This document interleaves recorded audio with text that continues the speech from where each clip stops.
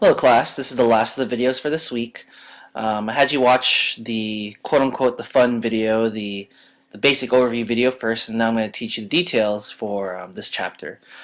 Just a couple of details, at the end of class today you should have both the packets on Dropbox. If you need to, some of you said that you have issues with your iPad or something like that. You can always take a picture and also submit it that way, but no matter what happens, if there's something wrong, please email me, message me. Some of you have, and let me know so that I won't mark you guys off. Also, you should be getting this really, as I told you in the last video, like I'm giving you this big packet to take over break. Again, I'm really sorry.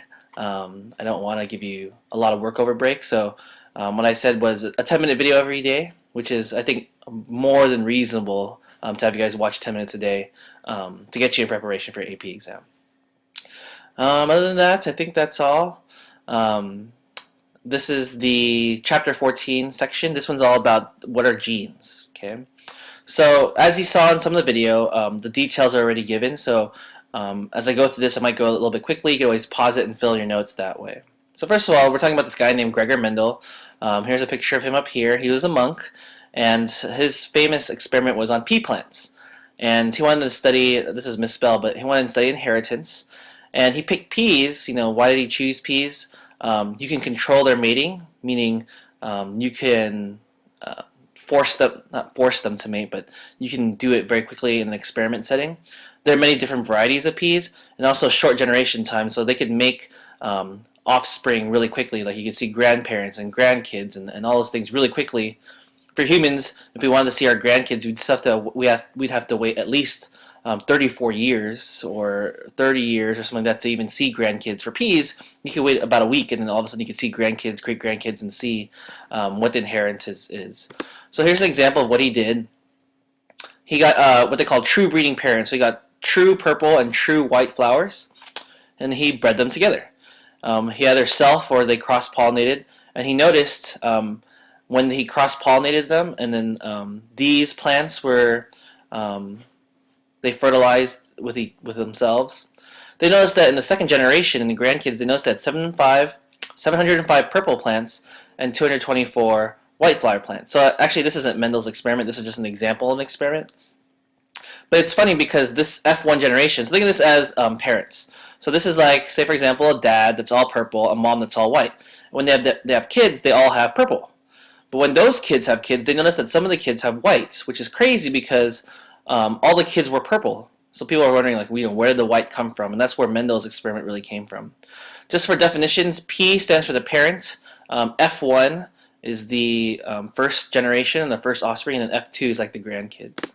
So another definition you need to know is something called allele. You'll hear a lot about alleles. They're basically the alternate versions of a gene. So if I say, remember last time in the last video we talked about homologous chromosomes, one from the dad and one for the mom.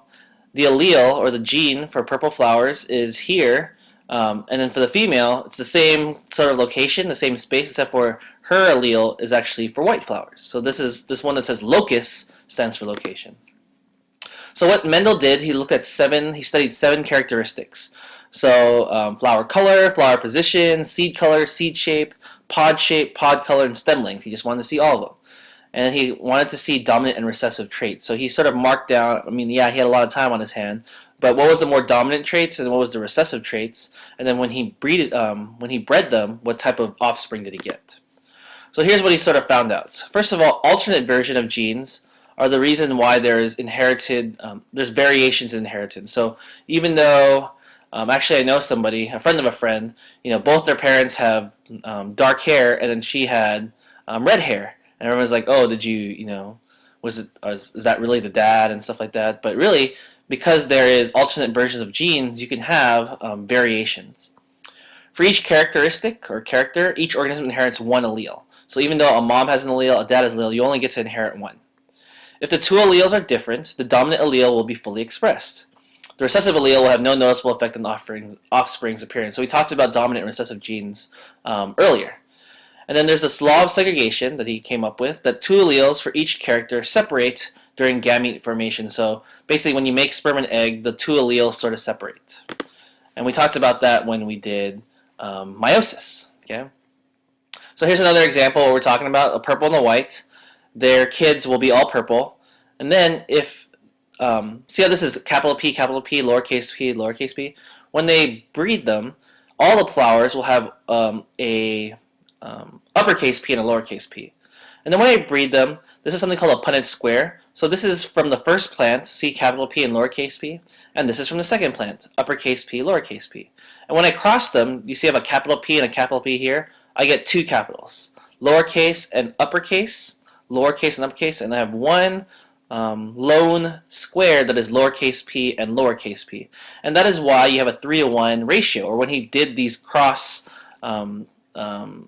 when he did the breeding of these pea plants, he noticed that when he bred them, for some reason, 75% of the time he would get he would get the dominant, and 25% of the time he would get the recessive gene. That's why that works.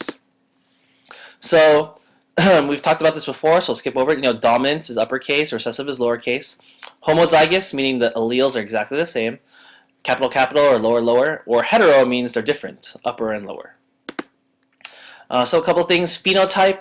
Phenotype is the expressed physical trait. So if I say, what is your phenotype? You can be purple, white. That's your phenotype. What do you express? Your genotype is what is your makeup genetically. So even though this one's purple, it's capital. Even though this one's purple, this one and this one are capital lower. So even though their phenotype is exactly the same, their genotypes are completely different.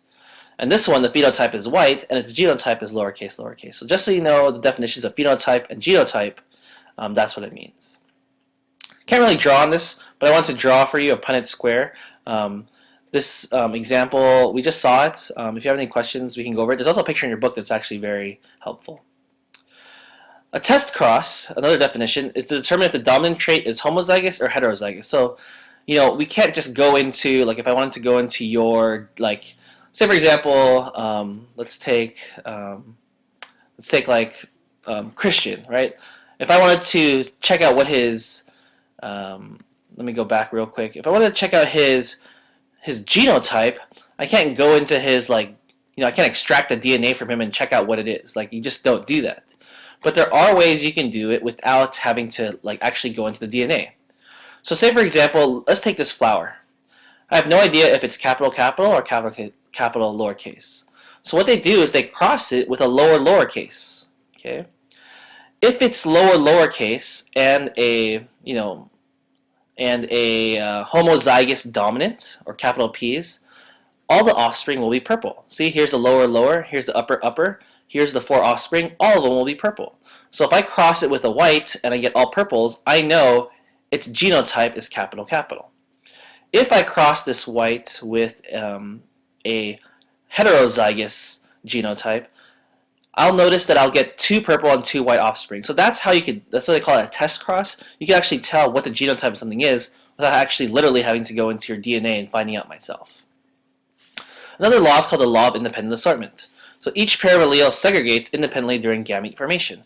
So we talked about this in meiosis. So if I had in this generation, different types, it's hard to see, I know it's really small, but remember our gametes only hold half of our chromosomes, so our alleles actually separate and segregate during the gamete. So you can have, say a heterozygous, say you have a capital P and a lowercase p, one of your sperm or egg, so one of your sex cells can have the capital and one of your sex cells can have the lowercase. That's called the law of independent assortment.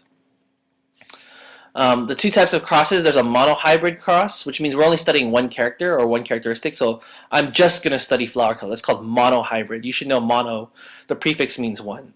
And you should know the prefix di means 2.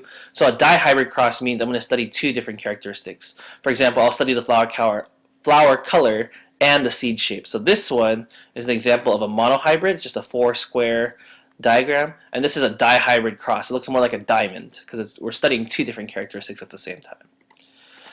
There's an example here. We're going to run out of time, so I'm just going to close on, let me see if I can find something. We'll just close here on what they call the rule of multiplication. So when they say what's the probability of something happening, you should have learned about probability a long time ago. So for example, if I say, here's 2 dice, what's the probability you're going to throw 2 6s? Well, the probability of getting a 6 is 1 in 6. The probability of throwing it again is 1 in 6. So your actual probability of throwing 2 6s is 1 in 36. I multiplied them, the rule of multiplication. What about the probability of you having 5 boys in a row? Okay, like my family, I have 4 boys in a row. You could do, the chances of getting a boy is 1 in 2, and then I'm going to cross that or multiply that 5 times because, there's 5 different scenarios. I get 1 over 32 if I multiply them across. If I cross these 2 genotypes, what's the probability I'll get this one over here? Well, take a look at it this way. If I cross capital A, or this homozygous dominant, and this heterozygous, I have a half chance I'm going to get capital A lowercase a. If I cross capital B lowercase b, capital B lowercase b, the chances of getting a heterozygous again is also 1 in 2. Okay? But if I cross a heterozygous C's and a heterozygous C's, remember I only have a 1/4 chance to getting recessive. So if I really want to know what the probability is, I multiply all 3 of those fractions and I get 1/16. So again, I'm trying to make this really short. I know I didn't finish the packet. We'll continue this next week. What I'm going to do is I'm going to post maybe 3 or 4, or maybe like ahead in advance. I know some of you are on vacation or you're doing stuff, so if you anticipate leaving early or whatever, they're all going to be posted online. The goal is to get them done once a day because you don't want them to pile up or whatever. But 10 minutes only, and just filling in the notes. Other than that, have a great Easter vacation. Sorry I missed you all this week, and I'll talk to you later. Take care.